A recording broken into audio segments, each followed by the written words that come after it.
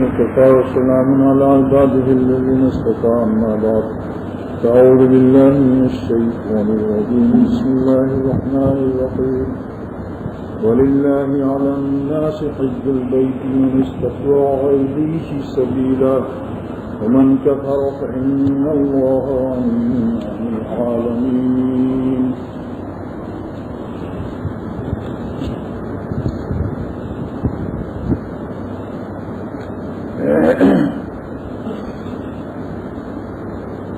حج کا رمضان شریف کے مہینے کے بعد اللہ تعالیٰ نے شوال، ذوالقعدہ، ذی الحجہ یہ 3 مہینے جو ہیں حج کے زمانے کہلاتے ہیں. حج کے مہینے اشہر الحج یہ حج کے مہینے کہلاتے ہیں، یعنی حاجیوں کی تیاری سفر وغیرہ شوال سے شروع ہو جاتی ہے. یہ سوال ہوتا ہے کہ رمضان شریف کے بعد حج رکھا گیا، پہلے بھی تو رکھا جا سکتا ہے. اللہ تعالیٰ نے رمضان کے بعد کیوں حج فرض کیا؟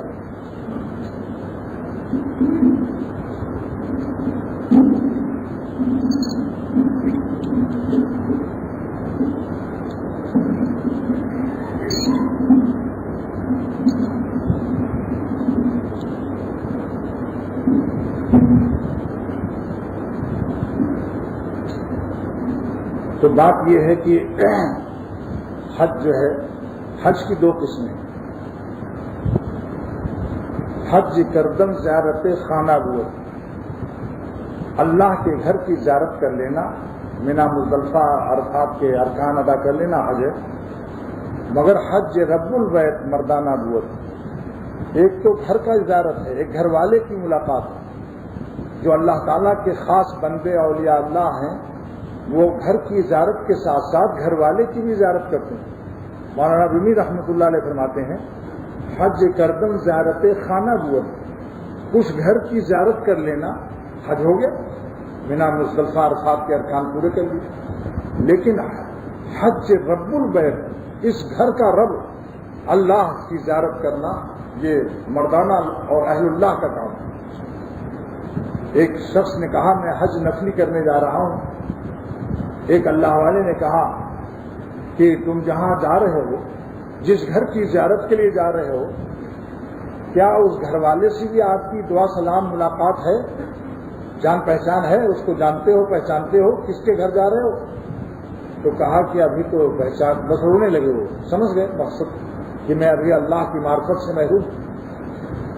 کیونکہ جب معرفت نہیں ہوتی تو آدمی دشمن اور دوست کی بارے میں اسے کچھ پتہ ہی نہیں. 1000 روپے کا نوٹ کسی چھوٹے بچے کو دکھاؤ اور 2 روپے کی ٹافی دکھاؤ تو بچہ اس ٹافی کو لے گا، 1000 روپے کی نوٹ کو کاغذ سمجھ کر نہیں لے گا. لہذا جن کو اللہ تعالیٰ کی معرفت اور عظمت نصیب نہیں ہے اور اللہ والوں کی صحبتوں سے، بزرگان دین کی صحبتوں سے انہوں نے اللہ کی تعالیٰ کی معرفت اور اللہ تعالیٰ کی محبت نہیں حاصل کی، وہ لوگ کعبہ شریف میں بھی جا کر اللہ تعالیٰ سے دور رہتے ہیں. بیت اللہ کے اندر فلپس ریڈیو کی گفتگو ہوتی ہے جس کو میں نے خود اپنے کانوں سے سنا. ایک حاجی دوسرے حاجی سے کہتا ہے آج میں نے فلاں بازار سے فلپس خریدا ہے، خوب بجاتا ہے، خوب سناتا ہے، فلپس کی تعریف ہو رہی. انڈونیشین ملیشین لڑکیوں کو بری نظر سے دیکھ رہے ہیں اور بیت اللہ سے منہ پھرا ہوا. یہ کیا بات ہے؟ یہ معلوم ہوا کہ یہ وہ لوگ ہیں جنہوں نے اپنے ملکوں میں اللہ تعالیٰ کی محبت اور معرفت نہیں حاصل کی. اس لیے اس بزرگ نے کہا کہ آپ جا تو رہے ہو جس کے گھر، اس گھر والے سے بھی جان پہچان ہے یا نہیں؟ بس وہ 1 سال رہ گئے وہاں کہ اب جان پہچان کرا دو تب جاؤں گا، کیونکہ حج فرض نہیں تھا، حج نفلی تھا. فرض کے لیے تو فوراً جانا ہے. اس کے بعد جب گئے تو اللہ کی معرفت کے بعد تو کعبہ شریف میں کچھ اور نظر آیا. پہلے تو کئی حج کر چکے تھے، لیکن جب اللہ تعالیٰ کی محبت اور معرفت اور عظمت بڑائی اتر گئی تو اللہ تعالیٰ کی جان پہچان کے بعد جو حج کیا تو اس کا مزہ ہی کچھ اور. ایک آدمی سجدہ کرتا ہے، اسے پتہ ہی نہیں کہ ہمارا سر کہاں رکھا ہوا. ایک آدمی سجدہ کرتا ہے اس مراقبے کے ساتھ کہ سید الانبیاء صلی اللہ علیہ وسلم کا ارشاد ہے کہ جب مومن سجدہ کرتا ہے تو اس کا اثر رحمان کے قدموں میں ہوتا ہے. شاعر کہتا ہے سجدے پردے اٹھے ہوئے بھی ہیں، پردے اٹھے ہوئے بھی ہیں، ان کی ادھر نظر بھی ہے. پردے اٹھے ہوئے بھی ہیں، ان کی ادھر نظر بھی ہے. بڑھ کے مقدر آزما، بڑھ کے مقدر آزما، سر بھی ہے سنگ در بھی ہے. یعنی ان کی چوکھٹ بھی ہے اور تیرا سر بھی ہے. اپنی اس خوش قسمتی کو سوچ لے. اور جس نے اللہ کی چوکھٹ سے سر اٹھایا، نماز چھوڑ دی، غفلت کی زندگی اختیار کر لی، نوٹوں کی گڈیوں میں اور بریانیوں پلاؤ میں اور بنگلوں میں چکر، رات دن دنیا ہی دنیا. ان کی زندگی اتنی تباہ، اتنی پریشانی میں ہے کہ جیسے کٹی ہوئی پتنگ کی خیریت نہیں رہتی. جب پتنگ کٹ جاتی ہے تو اس کی چال بتاتی ہے کہ اس کا تعلق ختم ہو گیا ہے.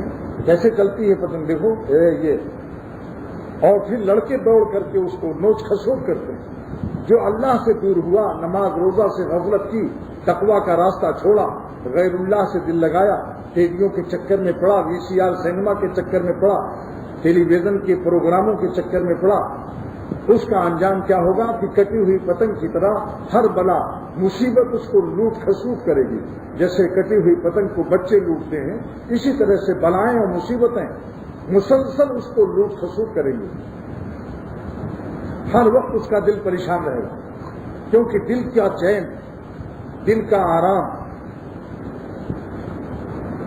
اللہ تعالیٰ کی رضا سے تعلق رکھتی ہے.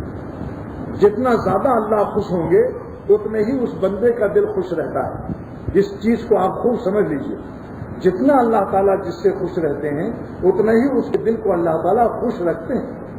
اور جس نے اللہ کی نظر بدلوا دی، رضا اور خوشی کی نظر کو غضب کی نظر سے برے برے اعمال میں مبتلا ہو کر اللہ کی غضب کی نظر اپنے دل پر ڈلوا لی، اس دل کو آرام و چین و خوشی کا خواب بھی نظر نہیں آئے گا. حقیقت تو بڑی چیز ہے، خوشی کا خواب بھی نظر نہیں آئے گا، کیونکہ نگاہ کرم پر ہمارے دل کا معاملہ ٹھہرا ہوا ہے. بس ایک نگاہ کا ٹھہرا ہے، بس ایک نگاہ پہ ٹھہرا ہے فیصلہ دل کا. اگر نگاہ کرم ہے اللہ پاک کی تو یہ دل چین اور سکون و خوشی میں ہے. اگر نظر بدلی ہوئی ہے، ناراض ہے، تو پلاؤ بریانیوں میں اور بنگلوں میں، ایئر کنڈیشنوں میں دل گرم پریشان ہے، سر گرم ہے اور بدحواس ہے. کیوں؟ اس لیے کہ اللہ تعالیٰ جس دل کو پیار سے دیکھتے ہیں اسی دل کو چین ملتا ہے، اور جس کے دل پر نظر غضب ڈال دیتے ہیں گناہوں کی وجہ سے، وہ چاہے جسم کتنے ہی عیش میں ہو لیکن قلب اس کا دل پریشانیوں میں مبتلا رہے گا. نگاہ اقربا بدلی مزاج دوستاں بدلا، نظر ان کی کیا بدلی کہ کل سارا جہاں بدلا. نگاہ اقربا بدلی مزاج دوستاں بدلا، نظر ان کی کیا بدلی کہ کل سارا جہاں بدلا. جب اللہ تعالیٰ کی نظر بدل جاتی ہے، ناراض ہو جاتے ہیں، تو رشتہ دار، بیوی، بچے، دکان، ملازمین، جہاں ہاتھ ڈالتا ہے وہیں ناکامی، پریشانیاں طرف جاتی ہیں. اس لیے بزرگوں نے فرمایا، حضرت عیسیٰ علیہ السلام سے ایک شخص نے پوچھا جو بحریہ تھا، منکر خدا تھا. اس نے کہا حضور آپ اپنے اللہ سے ایک بات پوچھ کر بتا دیں تو میں بھی ایمان لاؤں گا. پوچھا کیا پوچھوں؟ اس نے کہا کہ تیر کی بلائیں آ رہی ہوں، اس کے تیر سے بچنے کا کیا طریقہ؟ حضرت عیسیٰ علیہ السلام نے اللہ تعالیٰ سے پوچھا کہ اے خدا مسلسل بلاؤں کی تیر کوئی مار رہا ہو، اس سے بچنے کا کیا طریقہ؟ اللہ پاک نے فرمایا اے عیسیٰ اپنے اس امتی منکر جو ہے، جو مجھے نہیں مانتا، اس کافر سے کہہ دینا کہ تیر چلانے والے کے پاس آ کر کھڑا ہو جائے. اب جب تیر چلانے والے کے پاس کھڑا ہے تو تیر تو دور سے لگے گی. اس چلانے والے کے پاس جو لوگ ہیں وہ نہیں متاثر ہوں گے، مبتلا نہیں ہوں گے. شاہ عبد الغنی صاحب میرے مرشد اول رحمۃ اللہ علیہ فرماتے تھے کہ دیہاتوں میں عورتیں چکی پیستی ہیں، آٹا پیستی ہیں، وہاں آٹا پیسنے کی مشین نہیں ہوتی، تو جو چکی کے ٹھونٹے کے پاس گندم ہوتے ہیں وہ سلامت رہتے ہیں، اور جتنے ہی اس ٹھونٹے سے دور ہوتے ہیں مرکز وہی ٹھونٹا ہے جس کو پکڑ کر عورتیں چلاتی ہیں، تو جو گندم اس ٹھونٹے سے مرکز سے دور ہیں وہ دونوں پاٹ میں پس کے آٹا بن جاتے ہیں، اور جو گندم ان ٹھونٹوں کے پاس ہیں پیسنے کے بعد پھر وہ گندم کو سلامت اس کو لینا پڑتا ہے پیسنے والی کو. تو آسمان و زمین کے دو پارٹ میں بلائیں آ رہی ہیں، جو لوگ اللہ تعالیٰ کے مرکز سے وابستہ ہیں، اپنے اللہ کو خوش رکھتے ہیں، وہ دونوں جہاں زمین و آسمان کی چکی میں پستے نہیں ہیں۔ ساری دنیا ان کو چاہے کہ میں ان کو تباہ کر دوں اور الٹیمیٹم دے دیں کہ میں ایک شہید بجا دوں گا، تو دھمکنے والے خود دھمک دیے جاتے ہیں، کیونکہ اللہ تعالیٰ کا ایک نام سلام ہے، الذی یسلم اولیاءہ، اسی کی فیضان سے اللہ تعالیٰ اپنے دوستوں کو سلامت رکھتا ہے۔ فیسلمون من کل مخوف، ہر دھمکی دینے والے سے اللہ والے خوش سلامت رہتے ہیں۔ پیس کے دانت ہیں، کیا کیا منصوبے بناتے ہیں، جل کے خاک ہوتے رہتے ہیں، لیکن اللہ تعالیٰ کی تفسیر اس آیت کی علامہ آلوسی سید محمود بغدادی فرماتے ہیں کہ دانت پیس کر کے رہ گئے لیکن چراغ نبوت کو نہ بجھا سکے۔ اسی طریقے سے اللہ تعالیٰ ان سے خوش ہو، بس ایک ہی خوف ہونا چاہیے ہم کو کہ اللہ تعالیٰ ناراض نہ ہو۔ اولیاء اللہ کو ایک ہی غم ہوتا ہے، ان کو کسی چیز کا غم نہیں ہوتا، صرف ایک غم ہوتا ہے، وہ کیا ہے؟ اپنے نفس سے ہر وقت خطرہ محسوس کرتے ہیں کہ میرا نفس کہیں اللہ تعالیٰ کی نافرمانی میں مبتلا نہ کر دے۔ نفس سے ڈرتے ہیں اور اللہ تعالیٰ کی ناراضگی سے ڈرتے ہیں، اس کے اسباب سے ڈرتے ہیں، اور بس یہ ایسا غم، ایسا مبارک غم ہے، اللہ کا غم، اللہ کا خوف، جو ساری دنیا کے خوف کو نگل جاتا ہے۔ جیسے حضرت موسیٰ علیہ السلام نے جب جادوگروں کی سانپ و بچھوؤں کو جو ڈالا، انہوں نے رسیوں کو، سانپ و بچھو بن گئے، نظر آ رہے تھے، تو اللہ تعالیٰ نے حکم دیا ہے موسیٰ آپ اپنی لاٹھی کو چھوڑ دیجیے۔ جب ان کی لاٹھی چھوڑی تو اژدہا بن گیا اور سب کو نگل گیا۔ جب اژدہا بن کے چلا تو سب سے پہلے حضرت موسیٰ علیہ السلام بھاگے۔ اللہ تعالیٰ نے فرمایا کہ نبی اور مرسل رسول ہمارے یہاں وہ نہیں ڈرتے، وہ تو اللہ سے ڈرتے ہیں، آپ اس سے نہ ڈریں، یہ آپ کو معجزہ دیا گیا ہے۔ لہذا سب سانپ بچھو کو نگل دیا۔ اسی طرح سے اللہ تعالیٰ کی محبت کا ایک ذرہ غم، اللہ تعالیٰ کی محبت کا اور درد دل کا ایک ذرہ جس کو نصیب ہو جائے، ساری دنیا کے غموں کو نگل لیتا ہے۔ سید سلیمان ندوی رحمۃ اللہ علیہ کا کیا عمدہ شعر ہے، اللہ والوں کے کلام میں بھی کیسا اللہ کا نور ہوتا ہے۔ فرماتے ہیں تیرے غم کی جو مجھ کو دولت ملے، تیرے غم کی جو مجھ کو دولت ملے، تیرے غم کی جو مجھ کو دولت ملے، غمے دو جہاں سے فراغت ملے۔ آنکھ بند کر کے مت سنو بھائی، آنکھ بند نہ کرو، آنکھ بند کرو گے تو نیند آ جائے گی۔ وجہ کیا ہے؟ جیسی شکل بناتا ہے انسان ویسی حقیقت اتر جاتی ہے۔ جو لوگ ہپیوں کی شکل بناتے ہیں اور کوٹ پتلون ٹائی اور جتنے سنیما دیکھنے والے، پھر آہستہ آہستہ وہی چیزیں حقیقت ان کے دل میں اتر جاتی ہیں۔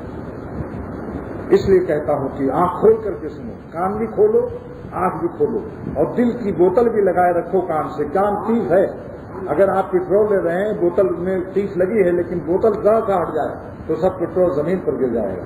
اس لیے دل کی بوتل کو کان سے رابطہ رکھو۔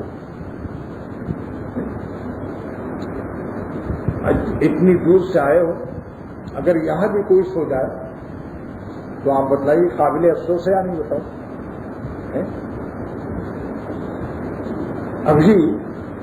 ابھی 1,000 کی نوٹ تقسیم ہونے لگے ہر 5 منٹ پر، تو ایک آدمی بھی نہیں سوئے گا۔ کہیں میں 5ویں منٹ پر مجھے نیند آ گئی تو میں 5ویں منٹ والی 1,000 کی نوٹ سے محروم ہو جاؤں گا۔ تو بھائی نوٹوں کی گڈیاں اور اللہ تعالیٰ کی ذات کی کیا قیمت ہے؟ شاہ فضل الرحمان صاحب گنج مراد آبادی بخاری شریف پڑھا رہے تھے، ایک سرکاری مولوی دنیا برس ریاست رامپور نواب کا نوکر، وہ کیا جانے وہ اللہ والوں کی قدر و اللہ کی قدر۔ اس نے کہا حضور، یعنی درس بخاری کے درمیان ظالم ذرا سا صبر نہ کر سکا کہ حضرت فارغ ہو جائیں تب پہنچ، درمیان میں بول پڑا حضور نواب رامپور نے آپ کو یاد فرمایا ہے، منہ میں پانی آ رہا ہے۔ لا حول ولا قوت الا باللہ۔ ایک بزرگ تھے، ایک بادشاہ نے کہلایا کہ میں آ رہا ہوں، خادم اس مقام پر نہیں تھا، اللہ والے کے مقام پر نہیں تھا۔ خادم کانپتا ہوا گیا، حضور بادشاہ ہو گیا، تو میں لا حول ولا قوت الا باللہ۔ اس اللہ والے کا لا حول ولا قوت الا باللہ، کیونکہ بادشاہ کو دیکھ کر ایسا گھبرایا کہ میں نے سمجھا میری گدڑی میں کوئی بڑا سا جواں مل گیا۔ جو سورج دیکھ لیتا ہے ستاروں سے مرور نہیں ہوتا، جو اللہ والے ہیں وہ بادشاہوں سے ان چیزوں سے ان پر روک نہیں پڑتا، لہذا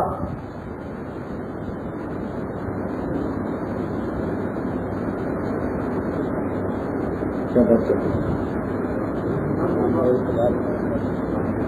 مجھے تو میر صاحب کا امتحان لینا ہے، آپ لوگ کیوں بتائیں؟ مجھے یہ معلوم کرنا ہے کہ میر صاحب عالم ہوش میں ہیں یا عالم بے خودی میں؟ تو جب حضرت شاہ الرحمان صاحب سے اس ظالم نے کہا کہ نواب رامپور نے آپ کو یاد کیا ہے، 1 لاکھ روپیہ نذرانہ پیش کریں گے، بس حضرت کو اتنا غصہ آیا، فرمایا ظالم، میں اللہ کے نبی کا کلام سنا رہا ہوں صلی اللہ تعالی وسلم کا، اور تو مجھے 1 لاکھ روپے کی بات کرتا ہے؟ ارے 1 لاکھ روپے پر ڈال خاک، اور سن تو میری بات خالق افلاک کی۔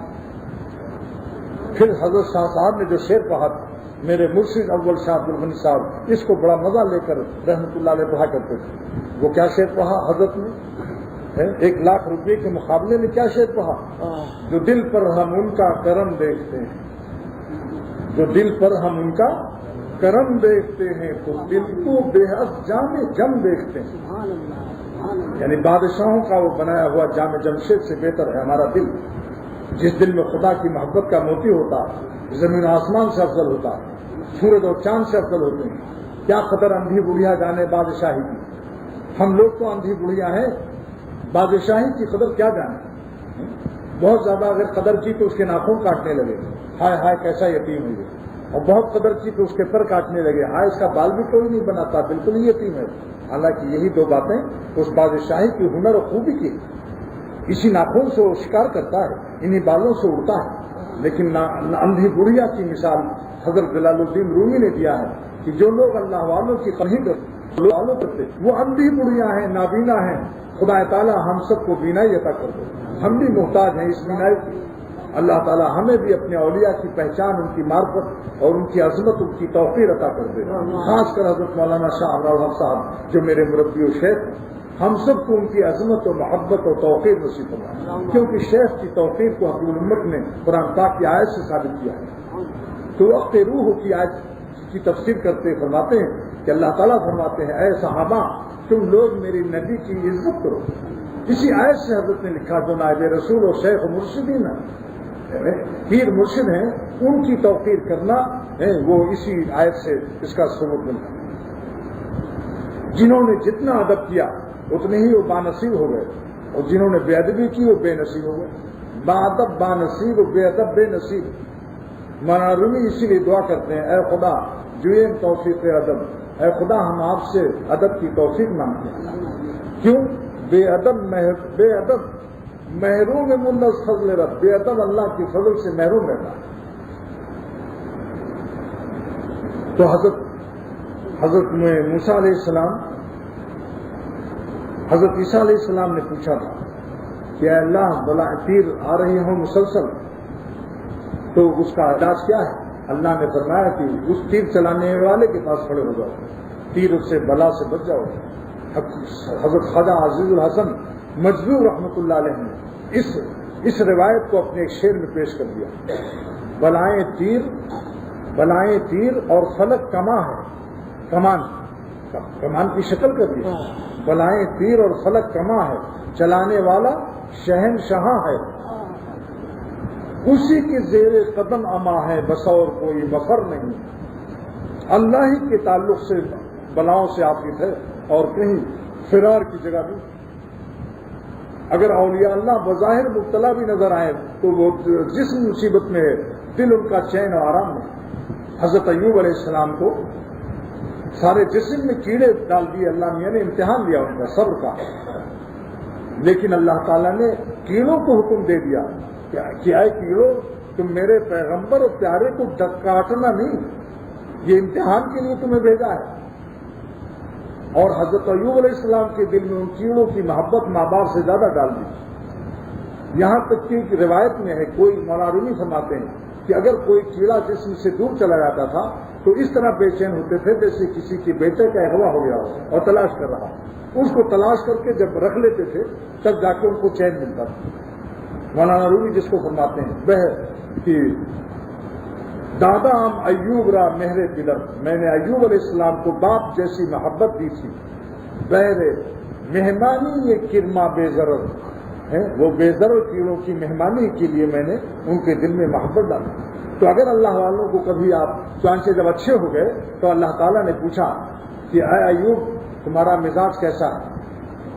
کہنے لگے کہ آپ نے اچھا کر دیا، میں آپ کی نعمت صحت کا شکر گزار ہوں، لیکن جب کیڑے ڈالے تھے میرا امتحان ہو رہا تھا، اس وقت میں مجھے ایک مزہ حاصل تھا جو اب چھن گیا.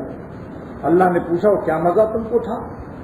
عرض کیا کہ آپ صبح شام میرا مزاج پوچھتے تھے، ایوب کیسا مزاج ہے؟ تو آپ کی اس آواز کا مزہ ہمیں شام تک مست رکھتا تھا، اور جب شام کو پوچھتے تھے ایوب کیسا مزاج ہے تو اس کا مزہ صبح تک رہتا. اب آپ پوچھتے ہی نہیں. اس لیے حاجی امداد اللہ صاحب رحمۃ اللہ علیہ فرماتے تھے کہ بلا مانگو مت، لیکن جب کوئی مصیبت آ جائے تو دعاؤں کا مزہ جو حالت مصیبت میں ہے وہ مصیبت کے بعد پھر وہ مزہ نہیں ملے گا. لیکن مصیبت کو مانگو مت اور باقی رہنے کی دعا بھی مت کرو کہ اللہ میاں مصیبت ہم سے اس کو رہنے دیجیے، نہیں. لیکن تکوینی طور پر جب آ جائے تو آپ اس زمانے میں 2 رکعت صلاۃ حاجت پڑھو. جس کو کوئی غم ہو، کسی کی بیٹی کا رشتہ نہ مل رہا ہو، کسی کا کاروبار خراب ہو رہا ہو، کسی کے سمندر میں مچھلیاں کم ہو گئی ہیں، کسی قسم کی کوئی پریشانی، بیٹا نافرمان ہو گیا ہو، 2 رکعت صلاۃ حاجت کو ہو. میری ایک کتاب ہے جس کا نام ہے قرآن و حدیث کے انمول خزانے، مفت میں ملتی ہے. اس کے صفحہ نمبر 20 پر دعا لکھی کہ صلاۃ حاجت کے بعد یہ دعا پڑھ لو، لا الہ الا اللہ الحلیم الکریم، لا الہ الا اللہ الحلیم الکریم، سبحان اللہ رب العرش العظیم والحمد للہ رب العالمین سے آخر تک. حلیم و کریم 2 نام حضور صلی اللہ علیہ وسلم نے بتایا. ان 2 ناموں میں خاص بات ہے کیونکہ اس دعا مانگتے وقت شیطان ہم کو نا امید کرتا ہے کہ تم تو بہت ہی عذاب کے قابل ہو تو تمہاری دعا کیسے قبول ہوگی. تو اللہ کے نبی صلی اللہ علیہ وسلم نے اللہ کی رحمت سے جوڑنے کے لیے ہمیں 2 اللہ کے نام سکھا دیے، ایک حلیم ایک کریم. حلیم کہتے ہی عذاب رک جاتا ہے، اگر چل بھی پڑا ہے تو حلیم کے معنی الذی لا یعجل بالعقوبہ، جو سزا دینے میں جلدی نہ کرے. آپ نے سوئچ دبایا یعنی یا حلیم کہا، وہاں حلم کا بلب جل گیا اور عذاب رک گیا. اللہ کے نبی رحمت للعالمین صلی اللہ علیہ وسلم نے امت کو عذاب سے بچانے کے لیے حلیم سکھایا. کیا ہے گنہگاروں جلدی سے حلیم کہو تاکہ عذاب نہ اتر جائے، وہیں سے وہیں ختم ہو جائے. پھر کریم سکھایا کیونکہ شیطان دوسرا وسوسہ ڈالتا ہے کہ تم گنہگار ہو، نالائق ہو، تمہیں دعا کیسے اللہ قبول کریں گے؟ دعا تو اللہ اولیاء اللہ کی قبول کرتا ہے، ہم تو نالائق ہیں. تو کریم سکھایا کہ کہو اے اللہ تو کریم ہے. کریم کے 3 معنی، آج تک آپ نے ایک ہی معنی سنے تھے، آج 2 معنی اور اضافہ. نمبر 1 الذی یؤتی بدون الاستحقاق والمنہ، کریم وہ ہے جو بلا حق بنے نااہلوں پر نالائقوں پر بھی مہربانی کر دے. یہ بات تو آپ نے 12 سنی. اب نئی 2 تعریف مشکات کی شرح میں نے مرقات میں مطالعہ کیا. اللہ نے اس خزانے تک میرا ہاتھ پہنچایا، یعنی میری آنکھوں کو وہاں پہنچایا. دوسری تعریف ملا علی قاری محدث عظیم جنت المالا میں آرام کرنے والا، مکہ شریف کے اندر مدفون ہیں، ہرات کے رہنے والے مجدد زمانہ محدث عظیم فرماتے ہیں کہ کریم کے دوسرے معنی ہیں المتفضل بلا وسیلۃ المتفضل بلا مسئلۃ ولا وسیلۃ، جو مہربانی کرتے بغیر مانگے اور مہربانی کرتے بغیر وسیلہ کے، کوئی وسیلہ سہارا نہیں، اس کو بھی کریم کرتے. المتفضل بلا وسیلۃ بلا مسئلۃ ولا وسیلۃ، جو بغیر سوال کے دے دے اور بغیر وسیلہ کے دے دے. آپ کہیں گے ایسی کوئی کرم اللہ کا بتاؤ. ہاں بتاتا ہوں. جب آپ عالم ارواح میں تھے، دنیا میں نہیں آئے تھے، روحیں تھیں آپ کی، آپ کے پاس زبان تھی؟ بتائیے صاحب، زبان نہیں تھی. زبان دنیا میں ملی. کیا آپ نے وہاں سوال کیا تھا کہ ہمیں مسلمان گھر میں پیدا کرنا اور یہودی اور ہندو کے گھر میں نہ پیدا کرنا؟ چمار و سور چرانے والے قوم ان کے یہاں نہ پیدا کرنا آپ نے درخواست کی تھی؟ تو کیا بلا مسلط نہیں دیا اللہ نے ایمان کہ اللہ تعالیٰ نے مسلمان خاندان میں پیدا کر دیا؟ یہ ہے المتفضل بلا مسلط. اور وہاں آپ نے کوئی وسیلہ استعمال کیا تھا؟ بلا مسلط ولا وسیلت. یہ ہم سب اللہ کے فضل کے شائر ہیں۔ نمبر 3 تعریف کیا ہے؟ الذی یؤتی فوق ما یتمنا، الذی یؤتی فوق ما یتمنا، کریم اس ذات کو کہتے ہیں جو ہماری تمناؤں سے ہمیں زیادہ دے دے۔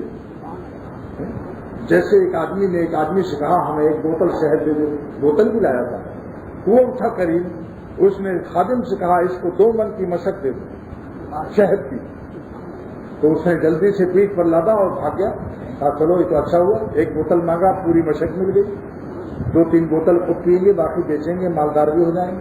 تو خادم نے اعتراض کیا کہ بوتل مانگنے والے کو آپ نے 2 من کی مشق کیوں دی؟ تو اس کریم نے کہا کہ اس نے ایک بوتل مانگا اپنے ظرف اور اپنی قابلیت سے، اور میں نے اس کو 2 من شہد دیا اپنے کرم کے تقاضے سے، اپنی قابلیت ہے، اس نے اپنے ظرف سے مانگا 1 بوتل، میں نے اپنے ظرف سے اس کو کتنا دے دیا۔ تو دوستو دنیا میں میں آپ سے عرض کرتا ہوں سوائے خدا کے کوئی چین کا ذریعہ نہیں۔ میرے شیخ صاحب روح صاحب دامت برکاتہ اکیلا ایک ہی بیٹا حافظ قرآن اور ٹی بی میں مبتلا ہو گیا، 8-10 سال علاج کیا، آخر ایک زمانہ آیا کہ اس کا جنازہ اپنے ہاتھ سے دفن کر دیا۔ ارے اولاد پر سہارا رکھنے والوں، اولاد بھی جا سکتی سوائے اللہ کے اور کوئی چیز باقی نہیں ہے، لہذا حق تو سب کا ادا کرو اور محبت بھی کرو، لیکن اتنی محبت نہ کرو کہ اللہ تعالیٰ کی محبت کم نیچے ہو جائے اور بیوی بچوں کی محبت چھا جائے، اور اللہ کو ناراض کر کے بیوی بچوں کو زیادہ پیار کر لو۔ نماز ہو رہی ہے بیوی سے قبض ہو رہی ہے، نماز دفتر میں رشوت لے رہے ہیں، صاحب کیا کریں، بیوی نے آج ساڑی منگوایا، بیوی نے کہا ہے ٹیلی ویژن بھی لانا، اس لیے رشوت لے رہے ہو۔ اور رمضان کے مہینے میں اور زمانے میں تو رشوت کا نام چائے پانی ہے، میز کے نیچے ہاتھ ہلاتا ہے کہ کچھ چائے پانی بھی دو تو تمہارے فائل تلاش کر لوں گا۔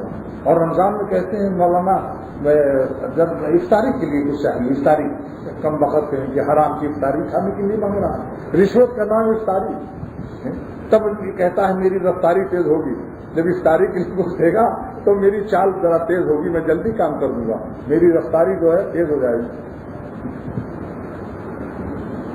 لیکن ان چیزوں سے چین نہیں ملے گا، کیونکہ چین کی بنیاد اللہ نے اپنی یاد اور اپنی رضا پر رکھا ہے۔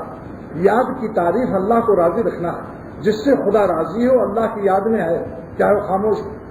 حضرت مولانا شاہ محمود احمد صاحب خاموش تھے، بہت سے علماء آئے ہوئے تھے، حضرت نے فرمایا کہ بظاہر ذاکر و شاغل نہیں ہوں، ہاتھ میں تسبیح نہیں تھی اس وقت، تو فرمایا بظاہر ذاکر و شاغل نہیں ہوں۔ پھر دیکھو بڑے میاں کو جگاؤ بھائی، آنکھ بند کر رہے ہو بھائی، آج رات بھر جاگے ہو کیا؟ جمعے کی شب میں مت جاگو، تاکہ بیان سننا زیادہ ضروری ہے۔ 1000 رکعت سے افضل ہے یہ بات جو آپ سن رہے ہیں، 1000 رکعت سے، لہذا جس کو یہاں آنا ہو بالکل خوش ہو تاکہ یہاں نیند نہ آئے۔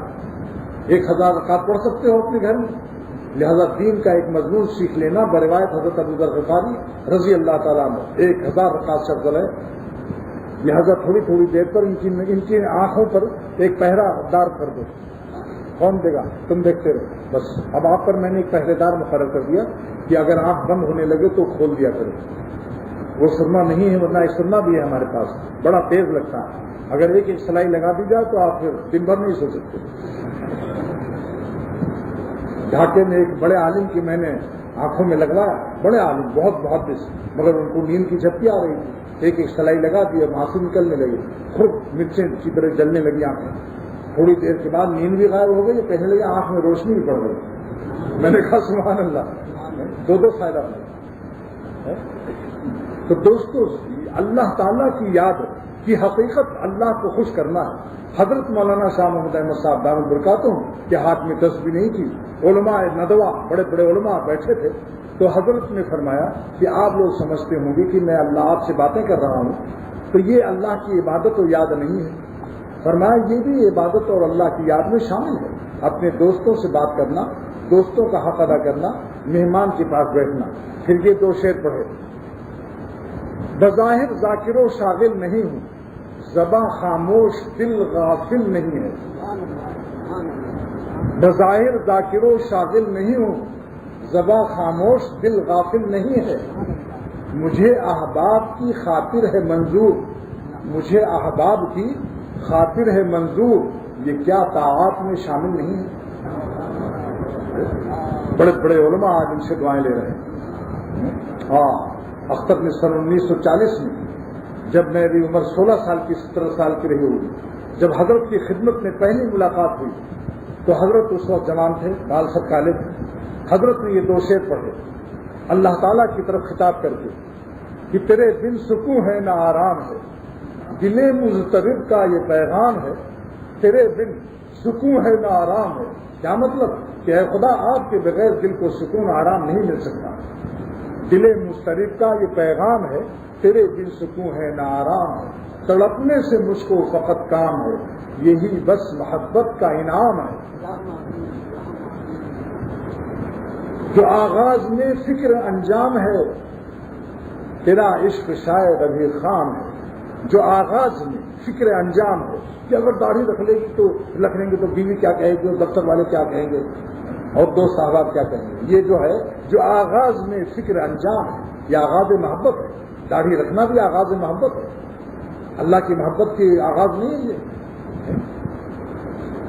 لیکن وہی اگر مگر، لیکن حضرت فرماتے ہیں مرضی تیری ہر وقت جسے پیش نظر ہے، بس اس کی زباں پر نہ اگر ہے نہ مگر ہے۔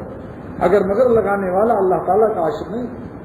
شیطان نے بھی اگر مگر لگایا تھا، فوراً اپنے گالوں کی حکومت کو اللہ اور رسول کے حوالے کر دو۔ یہ گال بندہ ہے، خدا نہیں ہے۔ اس پر اللہ کی حکومت یہ ہے کہ تم ایک مٹھی داڑھی رکھو، تینوں طرف سے، سامنے سے ادھر سے کٹاؤ مت، آپ کو کوئی اختیار نہیں ہے۔ یہ گال اور اس کے بال خدا اور رسول کی ملکیت ہے۔ ایک مٹھی کے بعد ان کو کاٹنے کی اجازت ہے۔ اگر انگور کا درخت لگاتے ہو اور جلدی جلدی کاٹتے رہو تو پھر انگور نہیں پیدا ہوگا۔ بعض لوگوں کی کٹنگ غیر شرعی ہے، جتنا گناہ کٹانے میں منانے میں ہے اتنی کٹانے میں۔ ایک مشت رکھو اور اعلی اعلان جھنڈا لہرا دو، جھنڈے کو خراب مت کرو۔ جھنڈا حکومت کی عزت ہے، مومن کی عزت داڑھی کا جھنڈا ہے۔ ایک مٹھی رکھو، اس کے بعد بے شک کٹا دو۔ اتنی بڑی بھی نہ رکھو کہ بمبئی میں ایک آدمی نے بہاتے بہاتے ناک کے نیچے تک کر دیا تھا داڑھی، جب پیشاب کرتا تھا بغل میں دبا کر۔ اب بتائیے، ایسی داڑھی رکھنا شریعت میں جائز نہیں، قید ہے۔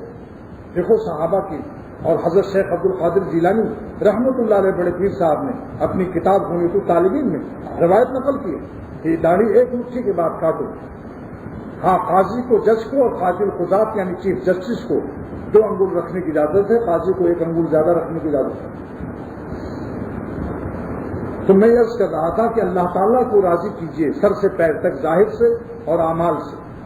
1 منٹ بھی اللہ سے غافل نہ رہیے، چاہے آپ مشغول ہوں، دنیا کے مشغولوں میں بھی یہ باخبر رہے، یہ سب کے ساتھ رہ کے بھی سب سے جدا رہے۔ اتنا رسوخ، اتنا تعلق اللہ سے قائم کر لو کہ اگر لانچ میں مچھلیوں کا شکار کر رہے ہو تو بھی اللہ پر نظر ہو کہ میرے اللہ نے مجھے یہ رزق دیا، سمندر ان کا ہے، مچھلیاں ان کی ہیں اور میں بھی ان کا ہوں۔ اتنا احساس اگر رہے کافی۔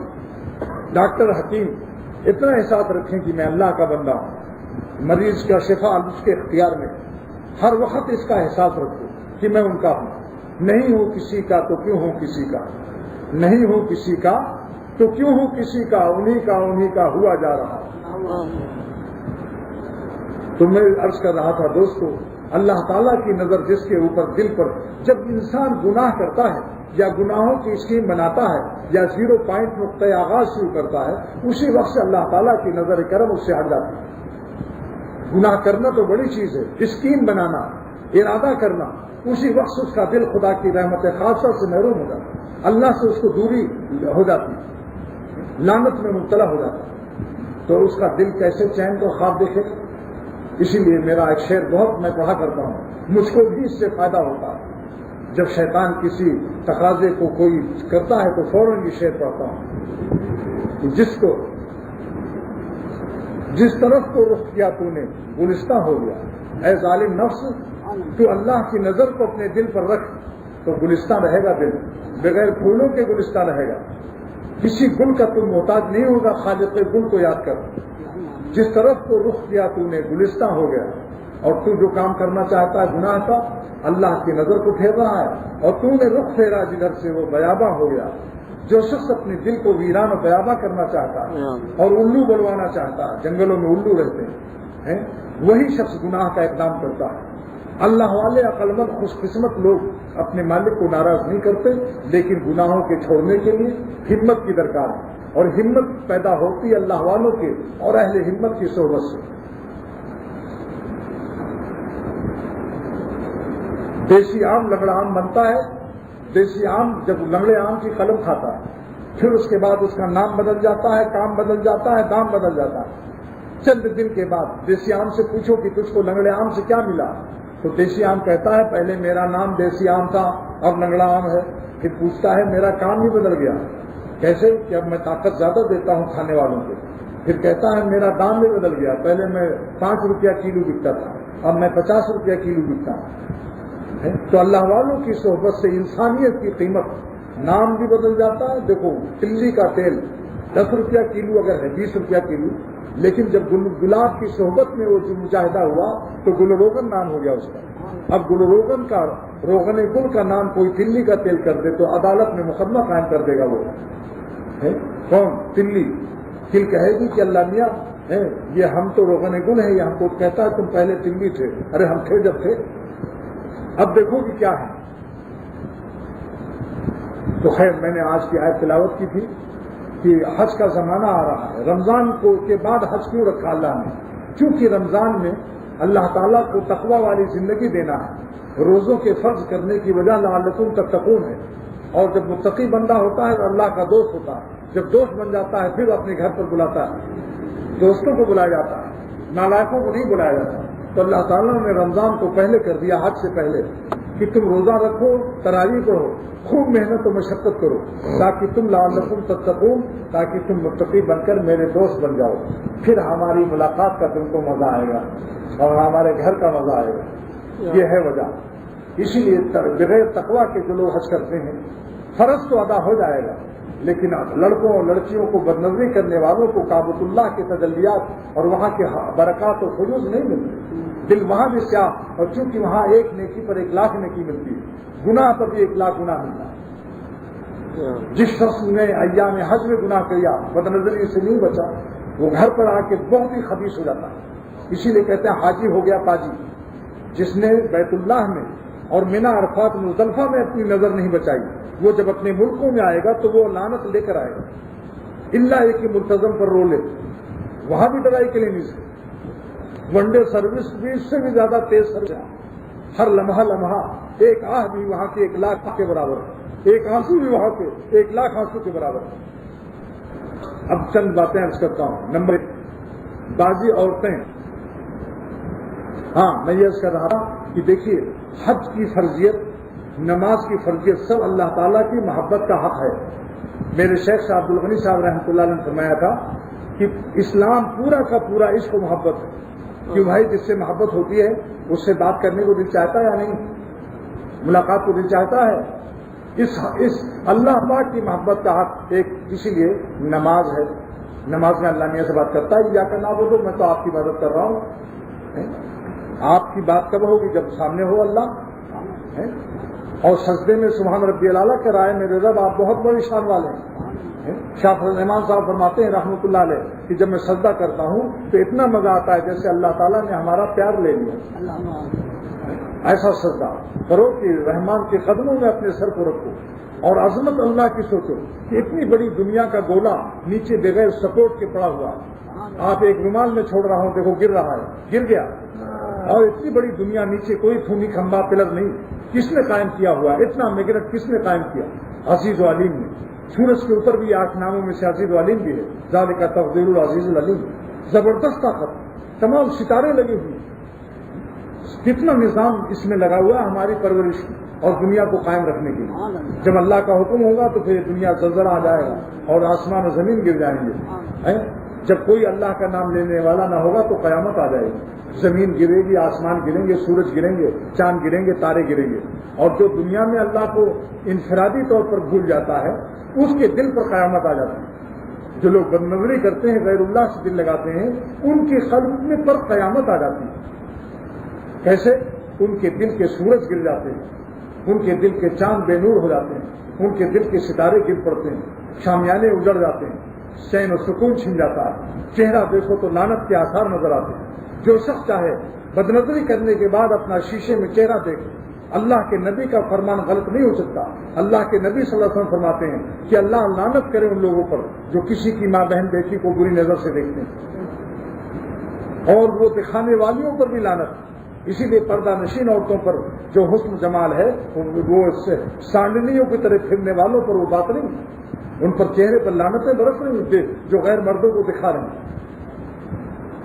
جمال اس لیے ہے کہ اللہ تعالیٰ کا بھی جمال ہو، اللہ کی اطاعت و فرما برداری کا جمال جس کے چہرے پر ہو وہ اصلی جمال ہے۔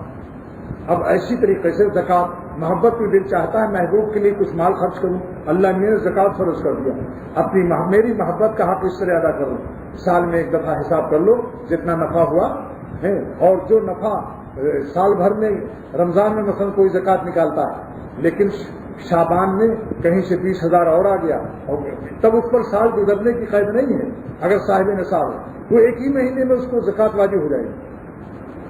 کسی کے پاس 20,000 ہے، 11 مہینے تک 20,000 رہا، اب رمضان آ گیا اب ادا کرے گا، لیکن 2-4 دن پہلے 20,000 اور آ گئے تو 40,000 کی زکوٰۃ دینی پڑے گی، کیونکہ یہ رقم جو آئی ہے اس رقم سے اس کی صحبت میں بیٹھ گئی جو رقم کی 11 مہینے سے مجاہدہ کر کے آ رہی ہے۔ اسی سے ثابت کرتا ہے اختر کہ اللہ والوں کے مجاہدات کی صحبت میں آ جاؤ تو بہت جلدی شارٹ کٹ راستے سے کام بن جائے۔ جیسے اس رقم کی ایک ہی مہینے میں اللہ نے اس پر زکوٰۃ کو فرضیت کے قابل بنا دیا اور بالغ بنا دیا، گویا کہ 11 مہینے اس میں گزارے، حالانکہ اس پر ابھی ایک ہی مہینہ گزرا تو اس پر بھی زکوٰۃ فرض ہو گئی۔ تیسری محبت کی کیا ہے کہ دل چاہتا ہے کہ محبوب کے لیے کھانا بھی نہ کھاؤں، کہتے ہیں نا کہ آج تو آپ کو دیکھ کر بھوک ہی اڑ گئی، ایسا مزہ آیا، تو اللہ رمضان میں ذرا اس کا تماشا دیکھ لو کہ اللہ میاں آپ کی محبت میں ہم تو کھانا پینا بھی بھول گئے۔ 3 حکم ہو گیا نا محبت۔ میرے شیخ نے یہی ثابت کیا تھا کہ سارے احکام اسلام کے محبت پر ہیں، یہ خشک لوگ نہیں سمجھتے اس کو۔ اب چوتھا حکم کیا ہے کہ جس کی محبت ہوتی ہے اس کا گھر کا چکر لگانے کو دل چاہتا ہے، لو حج فرض کر دیا، 7 چکر لگاؤ، 7 چکر لگاؤ میرے گھر کے قریب، اور 7 چکر اور لگاؤ پہاڑ کے قریب بھی، تاکہ تم کو 2 مزے آئیں، 2 مزے۔ پھرتا ہوں دل میں درد کا نشتر لیے ہوئے، صحرا اور چمن دونوں کو مشتر کیے ہوئے۔ بیت اللہ کا طواف چمن ہے، اب ذرا جنگل و پہاڑ، صفا و مروہ اس زمانے میں ایسے تھوڑی تھے، وہاں بھی چکر لگا دو، 7 چکر۔ اور اب آخری میں عاشق کہتا ہے کہ اب تو گھر کا چکر بھی کر لیا، اے محبوب تیری یاد میں میں نے پیٹ بھر پہ کھانا بھی چھوڑ دیا، اور اے محبوب تیری یاد میں نے خرچ بھی کر دیا، اور آپ کے سامنے نماز بھی پڑھ لی، لیکن دل چاہتا جان دے دوں، نکل جائے دم تیرے قدموں کے نیچے، یہی دل کی حسرت، یہی آرزو ہے۔ تو اللہ تعالیٰ نے جہاد فرض کر دیا۔ اچھا اے میرے عاشقوں،